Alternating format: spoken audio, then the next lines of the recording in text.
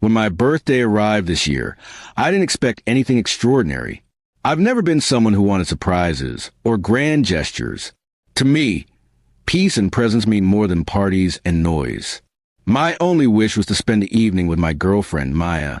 I imagined something simple, dinner, laughter, and a quiet walk by the lake where we used to sit and talk about life. That place had always felt like our little world, a space untouched by chaos. But life, I realized, rarely follows our expectations. That morning, I woke up to her message. "I'm so sorry. I already promised a friend I'd help him with something today. Can we celebrate later?" I stared at it for a moment, unsure how to respond. It wasn't what I hoped to read on my birthday, but I didn't want to seem needy or upset. So I typed back, "It's okay. We can do it another day. Take care." I tried to sound cheerful, but a quiet heaviness settled in my chest. Something about the tone of her message felt distant, like she was somewhere far away, not just physically, but emotionally too.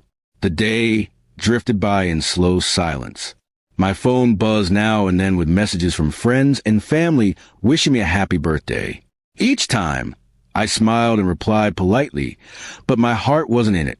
I checked my phone often, waiting for Maya's name to light up my screen again. It didn't.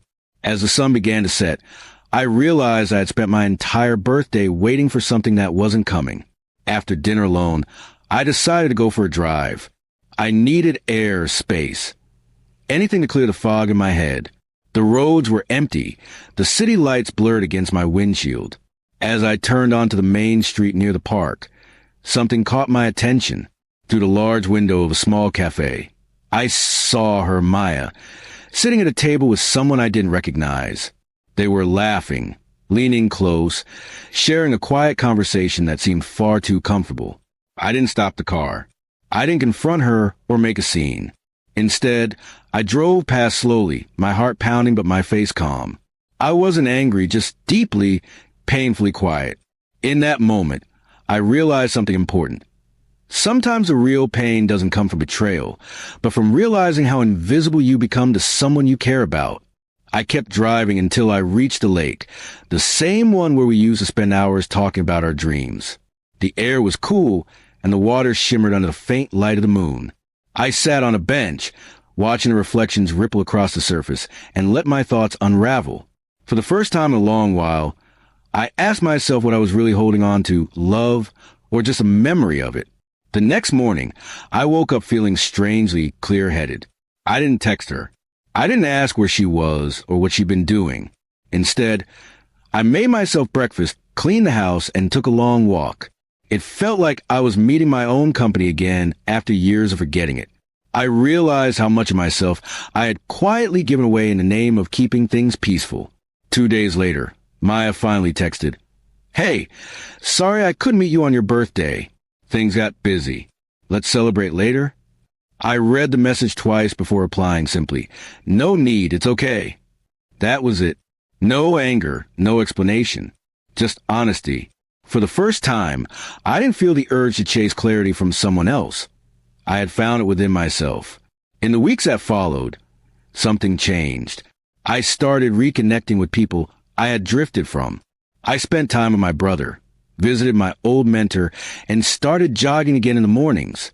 My world slowly began expanding beyond her. Each step felt like reclaiming a small piece of myself that I had unknowingly left behind. When Maya eventually called, her voice sounded softer, uncertain. "You've been distant," she said. I could hear the hesitation behind her words. I told her the truth, that I wasn't angry, just learning to stand on my own again.